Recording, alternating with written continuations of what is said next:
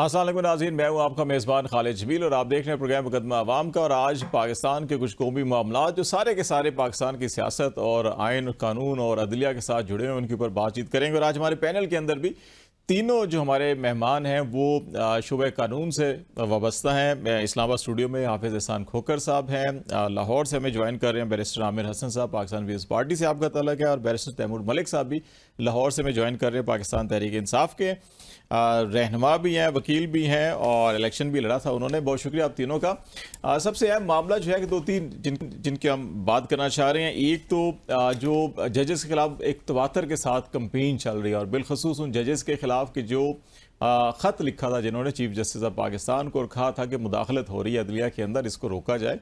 एक तो ये मामला है, और दूसरा कुछ इसके साथ ही जुड़े हुए जो इलेक्शन ट्रिब्यूनल्स के मामलात और ये तमाम सियासी मामलात और अदालती मामलात जुड़े हुए हैं, इसके ऊपर बात करेंगे। और हाफिज़ साहब आपसे मैं स्टार्ट कर लेता हूँ कि ये क्यों हमारी तारीख भरी हुई है पाकिस्तान की। अभी हम प्रोग्राम शुरू होने से पहले भी बात कर रहे थे कि जस्टिस सफदर शाह से भी मामला अगर हम देखें तो उस वक्त भी भुट्टो केस का वाला जो भी रिसेंटली सुप्रीम कोर्ट में भी उसमें तस्लीम किया गया कि वो एक गलत फैसला था, और उस वक्त जिन जजेस ने इख्तलाफ राय किया उसमें इख्तलाफी नोट था जिनका, और फिर सफदर शाह साहब के खिलाफ रेफरेंस भी आया, फिर उनको इस्तीफ़ा देना पड़ा और पाकिस्तान छोड़ के जाना पड़ा उनको। वही हालात आज भी हमें दिखाई दे रहे हैं कि जो जजेस जो हैं कि ये कहते हैं कि इंटरफेरेंस हो रही है या अदलिया को कानून और आइन के मुताबिक आज़ादाना काम नहीं करने दिया जा रहा। तवातर के साथ उनके खिलाफ सोशल मीडिया कैंपेन्स भी होती हैं, उनकी पर्सनल इंफॉर्मेशन पहले लीक होती है, कोई दरख्वास्त आती है, दरख्वास्त भी जो है कि वो किन शहरियों की तरफ से आती है, उनको जब कॉन्टैक्ट भी करते हैं उन नंबरों के ऊपर तो यह रब्ता नहीं होता या वो बात ही नहीं करना चाह रहे होते। तो ये इस किस्म की मामलात जो हैं कि ये आप क्या समझते हैं कि ये क्यों होते हैं, और अदलिया के ऊपर दबाव इस हद तक क्यों बढ़ाया जाता है कि सियासी मामलात को फ़ायदा लेने के लिए या नुकसान देने के लिए किसी को, इससे कैसे छुटकारा पाया जा सकता है? बिस्मिल्लाहिर्रहमानिर्रहीम। खालिद भाई, चूँकि पाकिस्तान की अगर पूरी कॉन्स्टिट्यूशनल हिस्ट्री के अंदर आप देखें फ्रॉम 47 टू ऑनवर्ड, और फिर मौलवी तमीज़ुद्दीन का केस देख लें, फिर उसके बाद दोसू का केस देख लें, फिर उसके बाद बेगम नुसरत भुट्टो साहिबा वाला केस देख लें, फिर उसके बाद सैयद ज़फ़र अली शाह का केस दें, तो दो तीन चीज़ें बड़ी वाज़ेह आपके सारे प्रोसेस के अंदर नज़र आती हैं। एक तो ये है कि हमारे मुल्क के अंदर जो कॉन्स्टिट्यूशनल सुप्रीमेसी के अंदर जो तीनों एरियाज़ हैं, जिसके अंदर आपकी एग्जीक्यूटिव भी है, जुडिशरी भी है और आपकी पार्लियामेंट भी है, उन्होंने अभी तक अपने आप को जो सही कॉन्स्टिट्यूशनल फ्रेमवर्क है उसके अंदर एडजस्ट नहीं किया। और यही वो एक बहुत बड़ी वजह है कि जो हर 10 साल बाद 15 साल बाद ये रेगुलरली वो एक आती है चीज़, और उसके अंदर जो है पाकिस्तान के अंदर जो है वो एक कॉन्स्टिट्यूशनल क्राइसिस की सूरत लगती है, या पाकिस्तान के अंदर इंस्टीट्यूशनल डोमिनेंस की सूरत लगती है। दूसरा एक और बड़ा इंपॉर्टेंट है, वो ये है कि पाकिस्तान के जिन तीन इंस्टीट्यूशंस और चौथा आपकी इस्टेब्लिशमेंट है, इसके अंदर भी किसी न किसी जगह जो है वो एक लार्जर इंटरेस्ट के अंदर इस मुल्क को आगे लेके चलने वाली बात है, उसके अंदर भी कहीं ना कहीं जो है वो शॉर्ट कमिंग्स हैं। और जब वो शॉर्ट कमिंग्स जाके आगे की तरफ लेके जाई जाती हैं तो फिर उसके अंदर जो है इंस्टीट्यूशनल जो है वो आपको कन्फ्रंटेशन नज़र आती है। कभी वो पार्लियामेंट इस्टेब्लिशमेंट, कभी इस्टेब्लिशमेंट जुडिशरी, कभी जुडिशरी इस्टेब्लिशमेंट, और वो भी आपके सामने केसेस हैं कि किस तरह हमारी जुडिशरी ने इस मुल्क के जो प्राइम मिनिस्टर से उनको भी घर भिजवाया। तीसरी उस चीज़ के अंदर ये है कि जब आपका मुल्क जो है एक नेशनल सिक्योरिटी के जो कंट्री के तौर पे जाना जाता है, उसके अंदर एक इस्टेब्लिशमेंट का एक बड़ा इंपॉर्टेंट रोल है, और ये सारी पॉलिटिकल पार्टीज जो हैं उसको एक्नॉलेज भी करती हैं, और दुनिया भर के अंदर एक एक्नॉलेज का दौर है। अब जब उस रोल के अंदर जो है खुद दूसरी पॉलिटिकल पार्टीज फिर ऑफर करती हैं, तो फिर उससे भी एक जो स्पेस बनती है, जिस स्पेस के ऊपर फिर एक बहुत बड़ा क्वेश्चन मार्क आता है।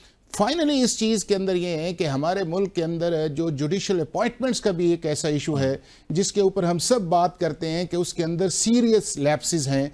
उन लैप्सेस को जब आप फेज़ 1 के अंदर एड्रेस नहीं करते, और उसके अंदर आप पॉलिटिकल न्यूट्रल और प्योरली आपके जो प्रोफेशनल्स इंडिपेंडेंट लोग नहीं आते, तो फिर किसी न किसी जगह जो चीज़ें हैं वो ऐसी रह जाती हैं। और वो चीज़ें इसलिए भी रह जाती हैं कि जब आप उनको एक अब्रप्ट प्रोसेस के अंदर आप करते हैं, मतलब ये दोनों दोस्त बैठे हुए हैं, बहुत सारों को नहीं पता होता कि जी कल कौन इस्लामाबाद हाई कोर्ट का या आपके मुख्तलिफ हाई कोर्ट्स के उनके जजेस बन जाएंगे। वो यकदम एक चीज़ इनिशिएट होती है, और इनिशिएट होने से जो है पहले जो था वो 3 पिलर्स थे जिसके अंदर आपकी कई गवर्नमेंट भी दे देती थी, फिर जुडिशरी भी दे देती थी, फिर उसके बाद जो है आपके जो है वो बार एसोसिएशन, तो एक कॉम्बिनेशन आ जाया करता था। लेकिन उस वक्त भी बहुत बड़ा क्वेश्चन मार्क था कि हमारी अपॉइंटमेंट्स को बेहतर होना चाहिए, और अगले दिन पता चलता था कि ये जज साहब बन गए हैं, और उनमें से बहुत सारे ऐसे थे कि जिन्होंने शायद हाई कोर्ट की शक्ल ही ना देखी हो या सुप्रीम कोर्ट की उनकी प्रैक्टिकल प्रैक्टिस भी ना हो। और अगली जो चीज आई है, जब से आपका जुडिशल कमीशन बना है और चीफ जस्टिस की डिस्क्रिप्शन जो है और कंसर्न चीफ जस्टिस की डिस्क्रिप्शन टिल्ट की गई है, उसके अंदर भी जब दोनों किसी चीज के ऊपर बैठ के कोई फैसला करते हैं तो वो जो इन डेप्थ जाके चीजें जानी होती हैं, चाहे आप जिसकी तरफ इशारा करेंगे, चाहे क्रेडेंशियल्स का इशू हो, चाहे इंटेग्रिटी का इशू हो, चाहे उसके बाद आपकी कॉम्पिटेंसी का इशू हो, तो वो एक क्वेश्चन मार्क है। तो लिहाजा अगर हम अपनी जो कॉन्स्टिट्यूशनल फ्रेमवर्क है इसके अंदर हमारी लेजिस्लेचर या हमारी एस्टैब्लिशमेंट या हमारी जुडिशरी जो है उस रोल को भी अब रीडिफाइन कर ले कि हमने इस मुल्क को आगे लेके कॉन्स्टिट्यूशनल फ्रेमवर्क के अंदर किस तरह जाना है, एक दूसरे की एग्जिस्टेंस को मानते हुए। और दूसरा यह है कि अगर हमने इस मुल्क के अंदर, चूंकि बार बार पॉलिटिकल प्रोसेस के अंदर पॉलिटिकल क्वेश्चंस आते हैं, वो कोर्ट्स के अंदर जाते हैं, और कोर्ट्स के अंदर हमें जो है वो ऐसी जुडिशरी चाहिए कि जुडिशरी जो है जो डरे भी नहीं, जो इंसाफ में भी फैसला करे, और उन किसी का एक ऐसा बैगेज ना हो कि कल को अगर वो चीज खड़ी हो तो फिर ये कहा जाए कि नहीं शायद जो है उनको सबसेरिएंट की कोशिश है। आपकी तरफ आते हैं आप कि ये बड़ा कॉम्प्रिहेंसिव हाफिज साहब ने इस चीज़ का एनालिसिस किया है। आप इस सारी सूरत हाल को कैसे देखते हैं कि हम बदकिस्मती से कि हर 2, 4, 5 साल बाद जो है कि हम घूम फिर के वापस उसी नुक्ते पे आ जाते हैं जहां हमने एक जस्टिस मुनीर का नजरिया ज़रूरत देखा, या फिर हमने जजेस के साथ पहले हमने मामला देखे, आगे नहीं बढ़ पा रहे हैं हम। इसकी वजह क्या है और आप क्या समझते हैं कि आगे कैसे बढ़ा जा सकता है? बिस्मिल्लाहिर्रहमानिर्रहीम जी, मैं जो ज़्यादातर बातें इन्होंने की मैं उनसे मुत्तफ़िक हूँ, और ये सबको मिलकर ही काम करना होगा। मैं सिर्फ ये कहूँगा जो इस वक्त हुक्मरान हैं, जिनके पास हुकूमत है, चाहे फॉर्म 47 की हुकूमत है, अब कुछ ओनस तो उनके ऊपर है मामलात को कैसे आगे लेके चलना है। एक जो बात हो रही है उसमें एक अहम चीज़ ये है कि पार्लियामान का जो फ्लोर है वो तो सिर्फ तकरीरों के लिए, असल पार्लियामान की वर्किंग पार्लियामान की कमेटीज़ में होती है, और बजट पास होने तक तो इन्होंने फाइनेंस कमेटी तक तश्कील नहीं दी थी, बाकी भी पार्टीज कोई कमेटीज तश्कील नहीं दी गई। असल कानून साजी भी वहाँ से निकलती है, इख्तिलाफ राय या इत्तफाक भी चीज़ों के ऊपर वहीं पे उन कमेटीज़ में ही होता है मुख्तलिफ इशूज़ के ऊपर। तो उनको फ़ाल करने की ज़रूरत है। अब उनको नोटिफाई कर दिया गया है, मैं उम्मीद रखता हूँ कि करें। पाकिस्तान तहरीक इंसाफ SIC पार्लियामान में मौजूद है, उन कमेटीज़ का हिस्सा भी बन रही है, उनकी चेयरमैनशिप भी ले रही है। तो बिल्कुल जो एक निज़ाम पार्लियामान है उसको हम एक दायरे तक चलाने में शामिल हैं, और हमारा जो फॉर्म 45 का मुझ समेत जो हमारा एक मुद्दा है वो इस वक्त पार्लियामेंट की इस वक्त इलेक्शन ट्रिब्यूनल्स में है, और हम चाहते हैं कि वो सही तरह चले। अब हुकूमत कहाँ पे दिखा सकती है कि उनका कोई इसमें गुडविल जेस्चर है, या वो वाकई चाहते हैं कि मामलात अच्छे तरीके से, एहसन तरीके से आगे चलें। अगर वो रिटायर्ड जजेस की अपॉइंटमेंट के लिए पहले ऑर्डिनेंस लेके आते हैं और एक कायम मकाम सदर जो खुद रिस्पोंडेंट है उससे वो दस्तखत करा लेते हैं, या अब वो पार्लियामान में बिल लेके आ गए हैं, ये लॉ बना रहे हैं इस चीज़ को, तो देखें इन चीज़ों से तो मामला लटकेंगे। तो ये नहीं करना चाहिए। जो चीज़ें कानून और अदालत के अंदर होनी है उनको अदालत में चलने दें, जो पार्लियामान का काम है उसको पार्लियामान में चलाएं। गुडविल या कोई भी फर्स्ट स्टेप जो है वो ज़्यादा जिसके पास ताकत है इस वक्त जाहिर है उसकी तरफ से आना है। हमारे पास तो देने के लिए कुछ नहीं है सिवाय इसके कि हमारे साथ अवाम है, हमारे साथ जो एक मैंडेट है वो चीज़ है। उससे बढ़कर बात यह है कि ये जो जजों के साथ हो रहा है या बार एसोसिएशंस का जो रोल है, ये बड़ी अजीब बात है। बार एसोसिएशंस एक की रोल प्ले करती हैं। अब हम देख रहे हैं, और वो किसी भी पार्टी से मुंसलिक बार एसोसिएशन के लोग हों, मैं सब की बात कर रहा हूँ, कि कोई भी एक पॉजिटिव ज़्यादा रोल प्ले करता नज़र नहीं आ रहा। उनको चाहिए कि वो जजेस की भी डिफेंस लाइन बने। जज साहिबान खुद आके नहीं बोल सकते, बार और बेंच का चोली दामन का कहते हैं साथ होता है, बार ने उनके लिए बेंच की प्रोटेक्शन के लिए भी बोलना है। किसी भी अगर किसी की वाकई डिग्री जाली है या किसी के ज़ाती केस का मामला है तो उसकी टाइमिंग भी ज़रूरी है देखने की ये किस वक्त क्या मामला उठ रहा है। लेकिन अगर वाकई वो चीज़ प्रूव हो सकती है तो बिल्कुल एक्शन लेना चाहिए। लेकिन अगर किसी को सिर्फ उसकी हालिया जजमेंट्स की वजह से, उसकी अप्रोच की वजह से टारगेट किया जा रहा है तो उसकी तनकीद करनी चाहिए, और सबको मिल के करनी चाहिए। निज़ाम तो तभी स्ट्रेंथन होगा। अगर ये चाहेगा कि जी सारे इंडिपेंडेंट माइंडेड जजेस जो हैं, जो कोई अपनी बात कर सकें, आइन और कानून मुकम्मल इंसाफ की बात कर सकें, उनको आप दीवार से लगा दें या हटा दें और अदलिया सिर्फ अपने एक किस्म के लाइक माइंडेड लोगों की हो जाए, तो उसमें तो सबका नुकसान होगा, उसमें किसी एक फर्द का, एक जमात का नुकसान नहीं होगा। तो ये देख के चलने की जरूरत है। हम आइन और कानून की कोई भी बात करेगा उसके साथ खड़े हैं। कोई गलत काम होगा, मेरी पार्टी की हुकूमत थी पहले, मैं उस पर तनकीद करता था उन चीज़ों के ऊपर, मुझे ये कहा गया खुद हिस्सा बन जाओ, अगर बेहतर करना चाहते हो, मैं आगे हिस्सा बन गया। तो अगर चीज़ें गलत होंगी उसकी तनकीद करेंगे, अच्छी कोई बात करेगा हम उसके साथ चलने को तैयार होंगे, जहां तक पाकिस्तान में रूल ऑफ लॉ की बात। ठीक है, बैरिस्टर आमिर साहब, आपसे भी जो बुनियादी एक नुक्ता है, हाफिज साहब ने भी उठाया और बैरिस्टर तैमूर भी इसी बात पे कर रहे हैं कि एक तो ये है कि जो हिस्टोरिकल पर्सपेक्टिव है कि हम क्यों बदकिस्मती से शायद मेरे और आपके इल्म में बहुत सारी चीज़ें होती हैं, लेकिन हम आंखें बंद किए बैठे रहते हैं कि जब तक और ये मैं सिर्फ इस दौर की बात नहीं कर रहा, मैं इसको अगर आप बेशक 60, 70, 80 की दिहाई में भी ले जाएं तो हालात सबको पता होते हैं, कौन क्या है, कितनी उसकी खामियां हैं, खूबियां हैं सारी, लेकिन हम जब हमारे सामने कोई खड़ा हो जाता है फिर हम उसके कपड़े उतारना शुरू कर देते हैं, चाहे वो सियासतदान हो, चाहे वो जज हो, चाहे वो मिलिट्री इस्टेब्लिशमेंट के लोग हों। इससे हम कैसे निकल सकते हैं बाहर? बहुत शुक्रिया जी। जो बातें हाफिज साहब ने की हैं और बैरिस्टर तैमूर साहब ने की हैं, मैं उनसे एग्री करते हुए कोशिश करूंगा कि वो बातें दोहराऊं ना और अगली बात करें। देखिए, जो हमारा हिस्टोरिक पर्सपेक्टिव है या पाकिस्तान के अंदर जो हमारी जुडिशल हिस्ट्री है वो कोई इतनी ताबनाक नहीं है, बड़ी अफसोसनाक है। हमारे ज्यादातर जजेस बदनामे जमाना रहे हैं और बहुत कम जजेस जो अच्छे हुए हैं उनकी हमने एहतराम और ताजीम ही नहीं की है। हमारे खुद आज के चीफ जस्टिस ने कहा कि यहाँ पे जो कोर्ट रूम नंबर 1 में तस्वीरें आवेजा हैं, ज्यादातर तो ऐसी हैं कि ये इबरत का निशान होना चाहिए था, लेकिन बदकिस्मती है कि उनकी तस्वीरें आवेजा हैं। लेकिन जिन्हें हमें एडमायर करना चाहिए था, दुराब पटेल जैसे जजेस, जस्टिस कार्नीलियस जैसे जजेस, ऐसे जजेस जिन्होंने तारीख के अंदर आइन के साथ खड़े हुए हैं, अवाम के साथ खड़े हुए हैं, इंसाफ के साथ खड़े हुए हैं, उनके साथ तो अवाम खड़ी नहीं हुई, उनके नाम भी नहीं जाने जाते। तो वजह यह है कि क्योंकि हमारी मेमोरी बड़ी शॉर्ट मेमोरी है, वक्ती तौर पे हम किसी बहादुर की वाह कर देते हैं और बाद में भूल जाते हैं, तो इसलिए लोग फिर अच्छे लोग भूल जाया करते हैं और बुरे लोगों का तांता बंधा हुआ है। और यहाँ पे ऑर्डर ऑफ द डे बुरा होना और बुरे का वो किसी भी फील्ड के अंदर हो। आइए अब अदालती तारीख में देखते हैं। देखिए, सियासत का शिकार होंगे, प्रेशर का शिकार होंगे, होते रहे हैं, लेकिन मैं नहीं समझता कि हमारे जजेस को छुई मुई बन के बैठे रहना चाहिए। मुझे उसने कॉल कर दी, मुझे वो ये कर रहा है। आपको इतनी छुई मुई नहीं है। आपने तो लोगों को 25 करोड़ लोगों को इंसाफ देना है, आपने रियासती इदारों के दरमियान फैसले करवाने हैं, आपने स्टेट इंस्टीट्यूशंस को लेके चलने है। लेकिन अगर आप एक फोन कॉल से दब जाते हैं तो भाई फिर जज ही छोड़े और कोई और काम कर लें। तो देखिए, पाकिस्तान की तारीख में ऐसे जज, मैंने पहले कहा कि जो खड़े हो सकते हो वो आए नहीं है। अब ये हमें ऐसा ही अवेलेबल स्टफ है। देखिए ना कि आजकल हमें ऐसे जज मुयस्सर आ गए हैं जिनके ना कोई फैसले ऐसे तारीख साज हैं, ना एज अ लॉयर इनकी कोई इतनी अच्छी हिस्ट्री थी, ना एज अ जज इन्होंने कोई जबरदस्त काम किया। यहाँ ये जरूर है कि कोई जज मुझे अच्छा इसलिए लगेगा कि वो मेरी पार्टी की हिमायत कर रहा है और वो दूसरे को इसलिए अच्छा लगेगा, दूसरा जज के वो पार्टी की हिमायत कर रहा है। हम असूली तौर पे जज ही नहीं करते। मैं समझता हूं कि कल तक जस्टिस सिद्दीकी के बारे में शोर मचाती थी पीएमएलएन, क्योंकि वो पीएमएलएन के हक में फैसले करते थे। आज जिनके जजेस के बारे में पीटीआई आवाजें उठा रही हैं, वो इनके हक में फैसले करते हैं।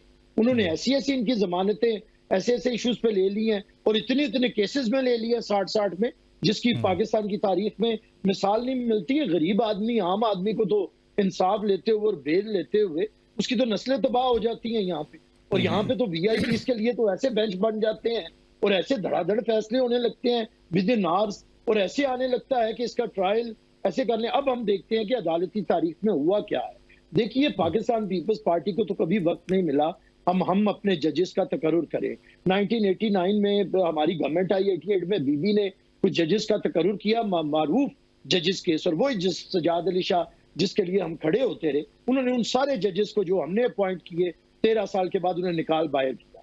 और उसके बाद हमने कभी भी जजेस के साथ लड़ाई नहीं ली, हमने उनके फैसलों को माना, जो जुडिशरी वो लेके आए हमने मान लिया। उसके बाद की जो पार्टी आई PMLN, उन्होंने चीफ जस्टिस के साथ जो सलूक किया, जो जलीलो रुस्वा किया, जो ब्रीफ केस हुए और मामला चला। आज के चीफ जस्टिस जो हैं, इनके साथ जो सलूक PTI ने किया, इनके साथ, इनकी मिसेज के साथ, इसी रेफरेंस, यही था ना हरबा, ये रेफरेंस वाला, और जो सलूक किया वो आपके सामने है। अब ये दोनों जमातें किस मुंह से, मुझे बताएं, जुडिशरी की आजादी की बात कर सकती हैं? किस मुंह से ये कह सकती हैं कि हम लोगों ने, तो मुझे बताएं, हम पे एक भी इल्जाम है कि हमने अदलिया के ऊपर प्रेशर डाला है? हमें कभी सजाद अली शाह मिलता है जो हमारे जज इनकाल बाहर करता है, कभी हमें इफ्तिखार चौधरी मिलता है जो कहता है कि आफिया सिद्दीकी को पाकिस्तान लाओ, वो पाकिस्तान की बेटी है, और सदर पाकिस्तान को मैजिस्ट्रेट के हवाले करो स्विट्जरलैंड के। ये इनकी होती है हाकमियत कानून की। ये मेरा बुनियादी सवाल भी यही था कि बहुत सारी चीजें जो हैं वो सियासत से जुड़ी होती हैं कि हम इससे बाला होके वे फॉरवर्ड के हवाले से हम छोटी एक ब्रेक भी ले लेते हैं। आमिर साहब, मैं आपसे बात स्टार्ट कर लूंगा ब्रेक के बाद, और फिर उसके बाद जो कुछ सियासी मामलात हैं, जो एक डेमोक्रेटिक नॉर्म्स होनी चाहिए जमहूरी मुल्क के अंदर, उसके ऊपर भी बात करेंगे। ब्रेक के बाद नाज़रीन हमारे साथ रहेगा। वेलकम बैक नाज़रीन। बातचीत हम कर रहे हैं पाकिस्तान के कुछ सियासी और कानूनी मामलात के ऊपर। प्रोग्राम के पहले से बात कर रहे थे कि जजेस के खिलाफ सोशल मीडिया कैंपेन क्यों शुरू की जाती हैं, ख़ास तौर के ऊपर ऐसे जजेस जो थोड़े से आज़ाद मंश दिखाई देते हैं, जो कानून और आइन को देख कर फैसले करना चाहते हैं या कर रहे होते हैं।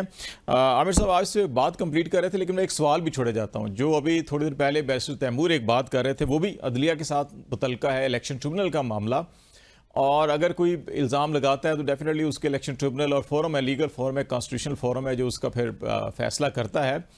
ऐसे क्या हालात पड़ गए कि पहले हम जो है कि एक मुत्तफ़िका तौर के ऊपर इलेक्शन एक्ट के अंदर तरमीम होती है, उसके तहत एक इलेक्शन भी होता है, लेकिन इलेक्शन के बाद जहाँ पे जब ट्रिब्यूनल्स कायम हो रहे होते हैं, और फिर अगेन वही जो भी आप बात कर रहे थे कि फैसले अगर हक में आ रहे हों या फैसले खिलाफ आ रहे हों, तो फिर हम दोबारा कानून बदलते हैं और फिर अपनी मर्जी से दोबारा रिटायर्ड जजेस या ऐसे जजेस या PCO के तहत जिन्होंने हलफ उठाए हुए हैं, उनको ला के हम असरअंदाज होने की कोशिश कर रहे हैं। तो इतनी जल्दी क्विकली जो चीज़ चंद माह पहले बुरी थी इलेक्शन एक्ट के अंदर, उसको सब ने मिल के निकाला, अब दोबारा उसी को वापस लाया जा रहा है। तो ये ट्रेंड भी अब देखेंगे ज़रा, इसको कैसे ठीक किया जा सकता है, और सियासी जमातें ख़ास तौर के अंदर पार्लिमान के अंदर जिनका किरदार जो है कानून साजी का होता है, वो कैसे इसको ठीक कर सकती है? देखिए, कोई ये नया खराब नहीं हुआ खालिद साहब। हमारा जो इलेक्टोरल प्रोसेस है और यहाँ पे जो रिगिंग है, वो कोई नई चीज तो नहीं है। चलें, आज जिस पार्टी को रिगिंग का सबसे ज्यादा एतराज है या ट्रिब्यूनल्स के बारे में शोर मचा रहे हैं, PTI के हमारे दोस्त, हमें बताइए कि क्या जब इनके दौर में वो शोरा आफाक केस था, इनके डिप्टी स्पीकर वाला, जिसे आइन शिकन भी कहा बाद में सुप्रीम कोर्ट ऑफ पाकिस्तान ने सूरी साहब को, उनका केस था, वो तीसरे नंबर पे थे और कितने वोटों से हारे हुए थे, क्या इन्होंने उसे सुनने दिया? कोई भी हुकूमत नहीं होने देती। कल था वो भी गलत था, आज है ये भी गलत है। अच्छा, ये अब किसी ट्रिब्यूनल से या एक दो केसेस से ठीक नहीं होगा। इसके लिए ठीक करने के लिए जरूरत है कि हमें मिल बैठना पड़ेगा, और मिल बैठने के लिए देखिए, क्या मुल्क के अंदर जुडिशल रिफॉर्म्स की इस वक्त बुनियादी तौर पे जरूरत नहीं है? जजों की तकर्री हमने कुछ बेहतरी 18वीं तरमीम में लाए, वो जो जुडिशल मार्शल लॉ लगाई थी इफ्तिखार चौधरी ने, और उसने जिस तरह बलडोज किया इन्हीं तरमीम को खत्म किया, वो आपके सामने है। तो दोबारा से जजेस की तकर्री के ऊपर आया जाएगा। मैं नहीं समझता, मैं इससे इख्तलाफ करता हूँ अपने भाई बैरिस्टर तैमूर साहब की इस बात से कि बार काउंसिल्स को जजों की हिमायत में निकलना चाहिए। बिल्कुल नहीं निकलना चाहिए। बदतरीन तजर्बा था जो हम निकले हैं पहले ये जजेस मूवमेंट के अंदर, और हमने झूठे वो रियासतों की माँ के जैसी और फलाना हम जिस चीजों को लेके, मैं खुद उसमें मुकैयद रहा हूं। बड़े डंडे खाए हुए हैं यार, सारे जितने बैठे हुए सबने डंडे खाए हुए हैं। हाफिज साहब ने भी, हम सब ने भी। उससे हमें मिला क्या है? उससे हमें मिला है हमारे प्रोफेशन के अंदर गुंडागर्दी और जजों की आमरीयत।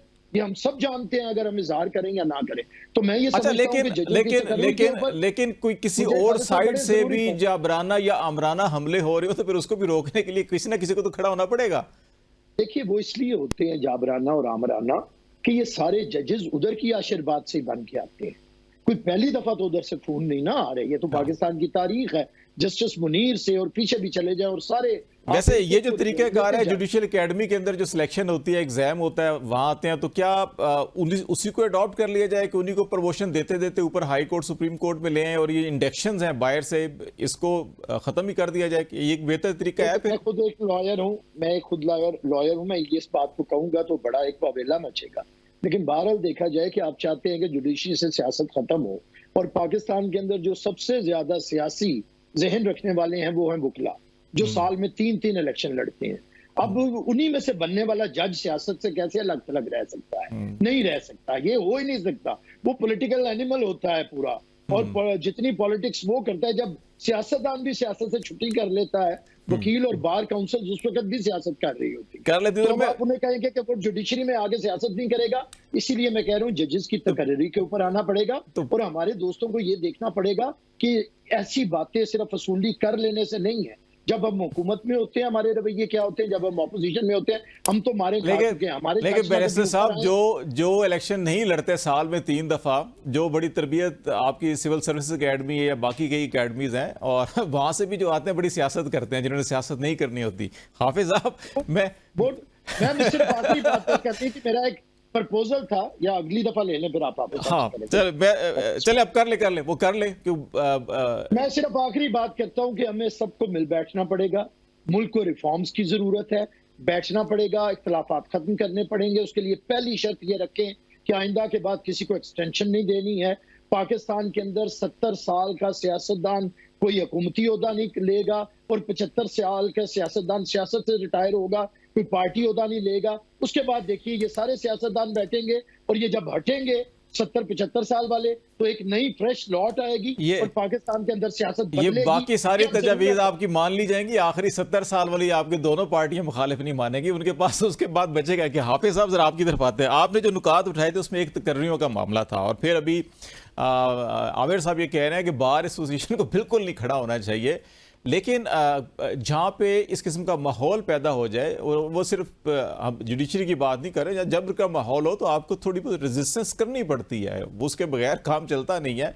तो ये तकर्रियों में भी आप क्या समझते हैं कि जो बैरूनी इंडक्शन है वो नहीं होनी चाहिए, और जो एकेडमी है जुडिशल एकेडमी वहीं से अगर आते हैं तो आप समझते हैं कि मामला ठीक हो सकता है? नंबर 1। नंबर 2 ये भी है कि जो इलेक्शन ट्रिब्यूनल में हो रहा है कि आप अभी 6 माह पहले समझते हैं ये ठीक है, फिर 3 माह बाद समझते हैं ये ठीक है, 2 माह बाद समझेंगे कि नहीं ये गलत था, इसको फिर चेंज कर दें। तो अपने मफादात को देखकर हम जो ये कानून को नाक की मोम की तरह जो मोड़ना शुरू कर देते हैं, ये भी रवैया ठीक है, ये गलत है? अच्छा खालिद, ये है कि अगर हम कॉन्स्टिट्यूशनल स्कीम के ऊपर जाया जाए तो कॉन्स्टिट्यूशनल स्कीम बड़ी ज़बरदस्त है। जो पाकिस्तान का कॉन्स्टिट्यूशन है उसका जो आर्टिकल 75A का एक प्रोसेस जो है, जो 19th अमेंडमेंट के अंदर उसको चेंज किया गया। हालांकि 18th अमेंडमेंट के अंदर एक इक्वल लेवल प्लेइंग था फ्रॉम द जुडिशरी साइड, और उसके आपकी जो थी गवर्नमेंट साइड से थी।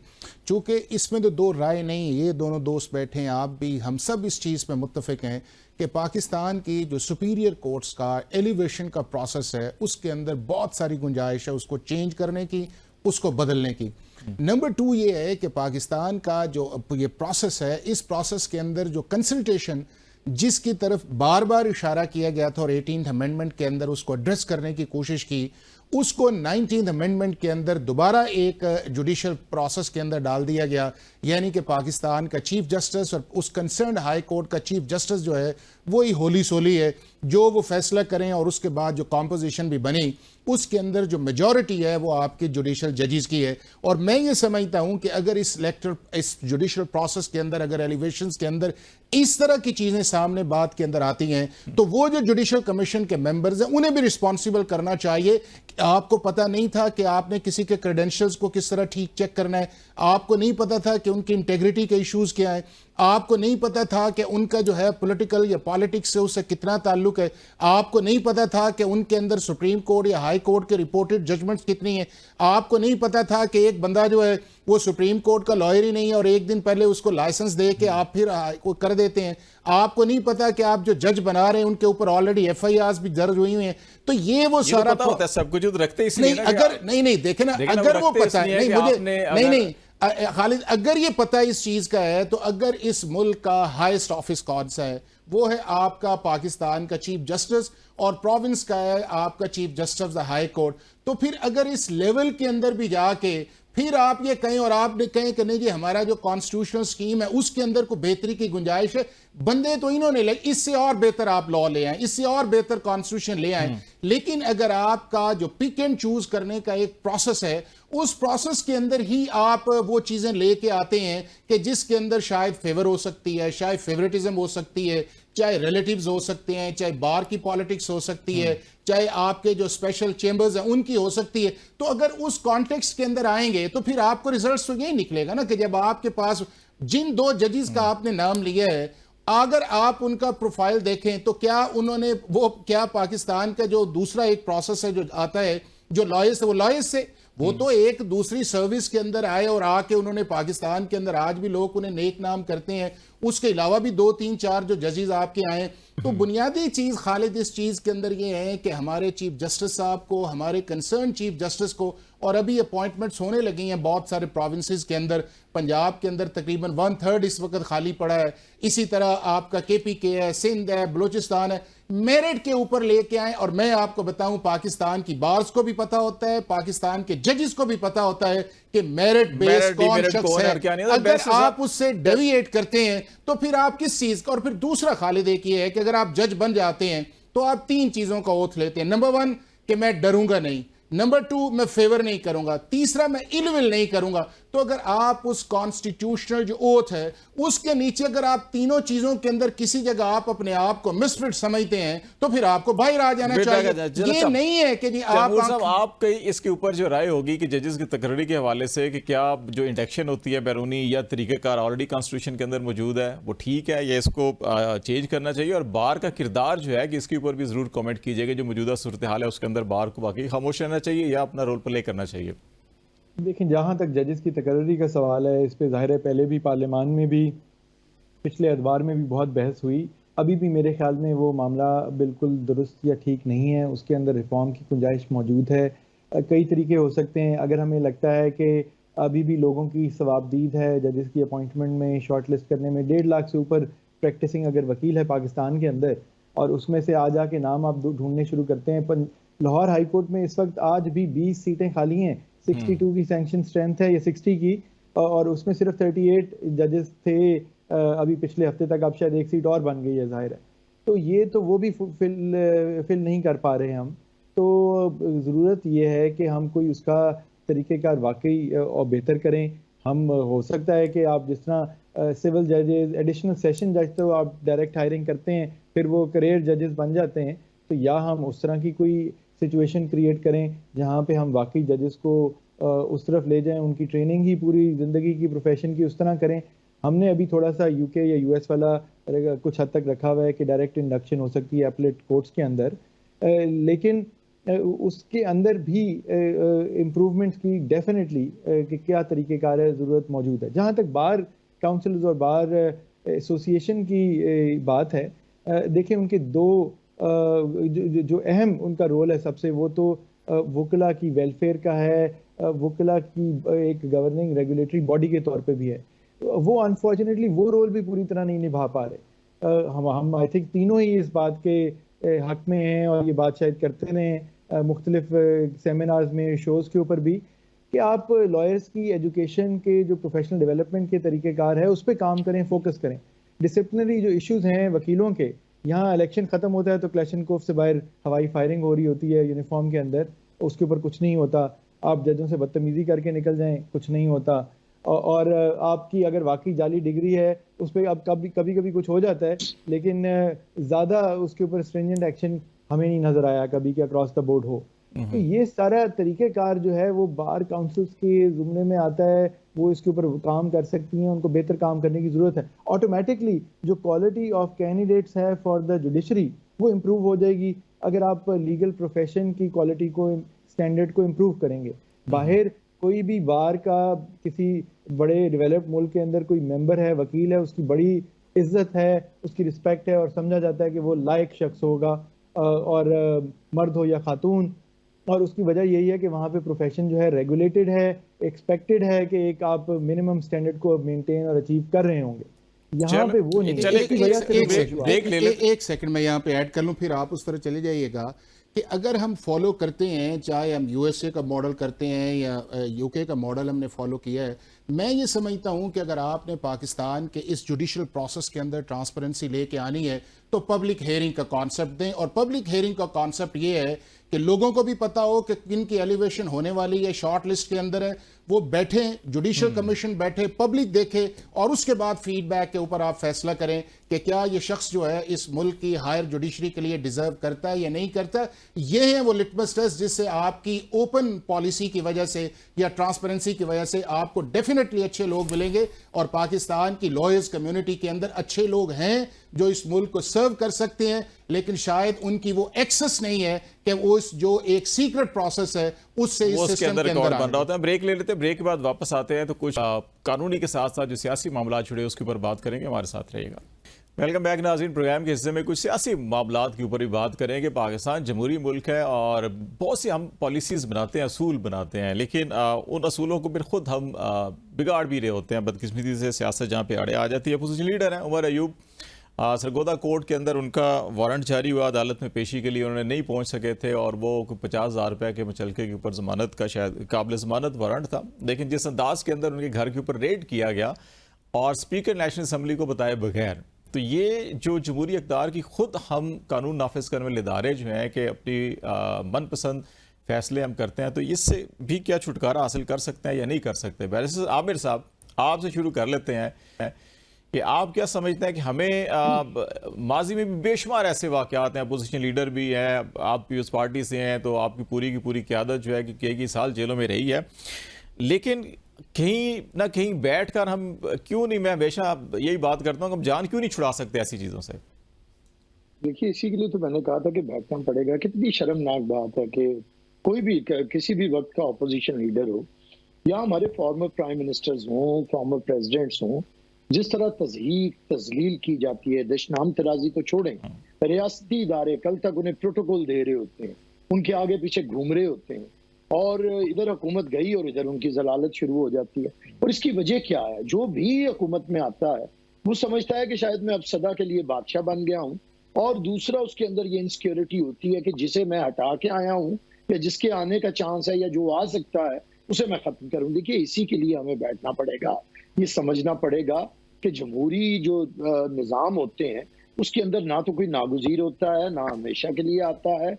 कवानीन ऐसे बनाएं कि कोई अबव द लॉ ना हो, लेकिन लॉ को आप अपने मुखालिफिन के खिलाफ इस्तेमाल ना करें। इसी में मैं कहता हूं कि चलें इस पे सिर्फ हमें आप 2 मिनट की खराजे तहसीन में, लेकिन फिर जब कहते हैं कभी ये भी माना करें कि पीपल्स पार्टी वो वाहिद सियासी जमात है जो सियासी इंतकाम नहीं लेती। पीपल्स पार्टी वो वाहिद सियासी जमात है जो इदारों पे हमला आवर नहीं होती, सुप्रीम कोर्ट पे हमला नहीं करती।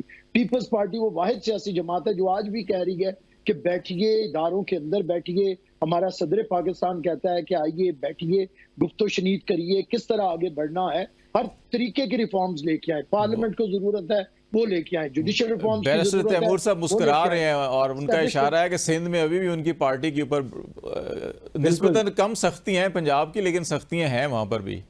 देखिए, हुकूमत की तरफ से नहीं होंगी। अब जो कुछ इदारे हुकूमत से भी ताकतवर होते हैं वो आप भी जानते हैं, तैमूर साहब भी जानते हैं, तो अब उसका भी तो हम पे ना डालना शुरू करें कि पानी गदला आपकी तरफ से आ रहा है, तो वो हमारी तरफ से नहीं आ रहा है, ये आप जानते हैं, आपको बखूबी इल्म है। तो जिस तरफ से है ये भी तो उन्हीं पे हमला आवर होते हैं। तो इसी के लिए जरूरत है, अब ये इशारों कनायों में बात करने की क्या जरूरत है? ये इन्हीं को खालिद साहब ये ही इतने लाडले हैं कि ये कह सकते हैं पाकिस्तान के फौजी जनरल को कि तू मीर जाफर है और मीर सादिक है।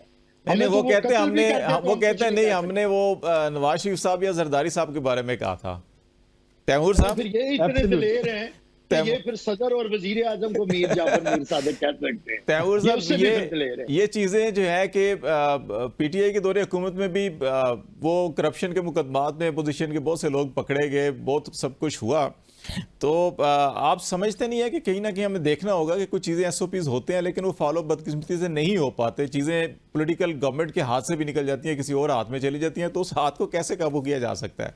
वो तो देखें, सियासी कुव्वतें जो हैं वो इकट्ठे होकर पार्लियामान और जमहूरी निज़ाम को मजबूत करके ही कर सकती हैं। आप अगर अपनी स्पेस सीड करेंगे दूसरी कुव्वतों को, तो नेचुरली वो तो स्पेस ऑक्यूपाई करेंगी और आपके ऊपर हुक्म चलाएंगी। और ये पाकिस्तान की बात नहीं है, हमने दुनिया के कई मुल्कों में ये देखा है। पाकिस्तान का तो खैर ये अलमिया रहा है। पाकिस्तान में देखें ज़्यादातर टाइम पे तो हुकूमत ही दूसरी कुव्वतों ने की है, सियासी जमातों ने तो नहीं की है। हमारा तसलसल मुसलसल टूटता भी रहा है, तो इसमें तो कोई शक नहीं है। लेकिन मेरे ख्याल में सबका एक रोल है। अब तो मैं भी इस सियासी अमल का हिस्सा हूँ, तो हम सबका एक रोल भी है, रिस्पॉन्सिबिलिटी भी है और कसूर भी है कि अगर इस निज़ाम को हमने ठीक नहीं किया, हम अपनी, और ये पिछली हुकूमतों की भी बात करूंगा, सब पार्टियों की हुकूमतें रही हैं पिछले 15 साल में, कि अपने अपने टाइम पे आके फिर सिर्फ अपने मफाद को देख के अगर रीअलाइनमेंट हो जाती है तो वो गलत है। तो वो नहीं होनी चाहिए, और जो आपके बुनियादी इंसानी हकूक हैं उनके ऊपर तो कंसेंसस होना चाहिए। रूल ऑफ लॉ अगर होगा मुल्क में तो सबको फ़ायदा होगा। रूल ऑफ लॉ में ये भी है कि आप एंटी टेररिज्म कवानीन का गलत इस्तेमाल ना करें, आप बुनियादी इंसानी हकूक की पासदारी करें, तो वो चीज़ें तो अभी नहीं मिल रही। और हो सकता है इनकी शिकायतें कि पिछली हुकूमत में पूरी तरह नहीं थी, पिछली से पिछली हुकूमत थी, अब तो हमारी तो कई हुकूमतें बदल गई हैं, तो बिल्कुल इन चीज़ों के ऊपर तो कोई डिसएग्रीमेंट हो नहीं सकता कि आपने मिल के काम करना है। अपने आइन के कानून मौजूद हैं, कानून की इन्फोर्समेंट इशू है, कानून की इन्फोर्समेंट भी, और उसका शायद उसकी यूटिलाइजेशन भी एक इशू है कि उसको इस्तेमाल अब किस अंदाज में कर रहे हैं। और देखें हमारे मसाइल तो बहुत हैं। अब मतलब हम जिसको क्या तनकीद करनी, मैं तो ये कहूँगा कि सारा ही पाकिस्तान का हिस्सा है ना जी। मतलब जिन कुव्वतों की ये बात कर रहे हैं, उन कुव्वतों से हम सब भी किसी ना किसी तरह मुंसलिक हैं, रहे हैं और आगे भी रहेंगे, तो वो कोई हमसे अलग नहीं है।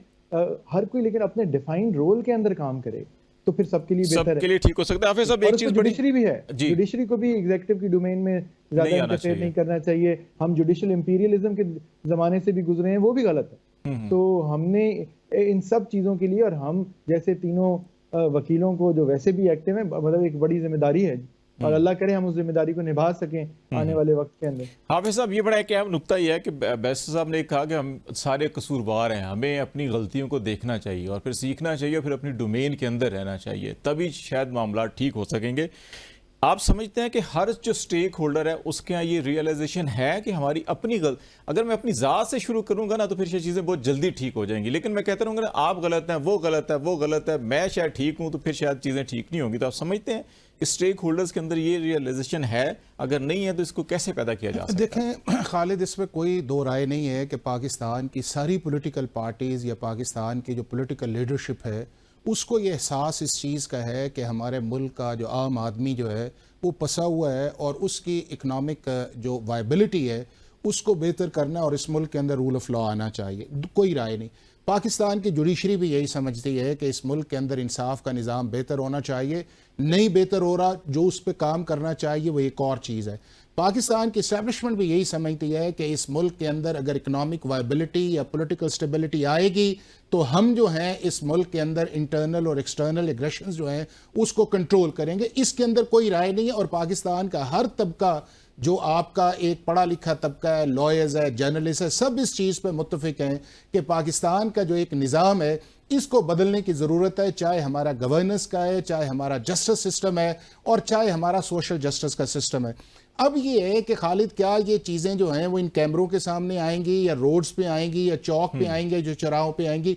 उसके अंदर कॉन्स्टिट्यूशन ने फंडामेंटल्स आपके बनाए हुए हैं कि एक आपकी पार्लियामेंट है, एक आपकी जुडिशरी है, एक आपकी एग्जीक्यूटिव है और उस एग्जीक्यूटिव के अंदर जो है वो आपकी इस्टेब्लिशमेंट जो है। इन चारों को अब बैठ जाना चाहिए और इस मुल्क का जो है एक फ्रेमवर्क बनाना चाहिए 15 से 20 साल का कि इसके अंदर हमारा इकोनॉमिक रोड मैप क्या है, हमारा पॉलिटिकल रोड मैप क्या है, हमारा इंस्टीट्यूशनल रोड मैप क्या है और फाइनली ये है कि हमने इस मुल्क के अंदर क्या रूल ऑफ लॉ के लिए करना है कि इस मुल्क के अंदर पॉलिटिकल स्टेबिलिटी भी रहे और अगर कोई बंदा पावर से बाहर आए तो स्टेट इंस्टीट्यूशंस जो हैं उसकी एक्सेसिवनेस जो है वो सामने ना आए। अब उसके लिए फाइनली ये है कि इन बड़ों को बैठ जाना चाहिए एक दूसरे की एग्जिस्टेंस को मानते हुए पाकिस्तान के लार्जर इंटरेस्ट के अंदर। और आपने कल परसों की एक एग्जांपल देखी होगी कि जहां पे पॉलिटिकल पार्टीज या वहां पे पॉलिटिकल सिस्टम के अंदर डिसक्रेडिट नहीं किया गया कि एक पार्टी हरी है यूके के अंदर, वो और गया है, immediately वो सारा दूसरी चला आई है, 24 घंटे के अंदर कैबिनेट भी बन गई है। मुल्क तो आगे हम बढ़ अगर सकते हैं। बात करते हैं तो हमें बहुत दुनिया से सीखना भी चाहिए। बहुत शुक्रिया हाफिज एहसान खोकर साहब, आप तैमूर मलिक साहब, आपका बैरिस्टर आमिर हसन साहब, बहुत शुक्रिया आपका भी। नाज़रीन आज तक के लिए इतना ही। खालिद जमील को इजाज़त दीजिए। अल्लाह हाफिज़।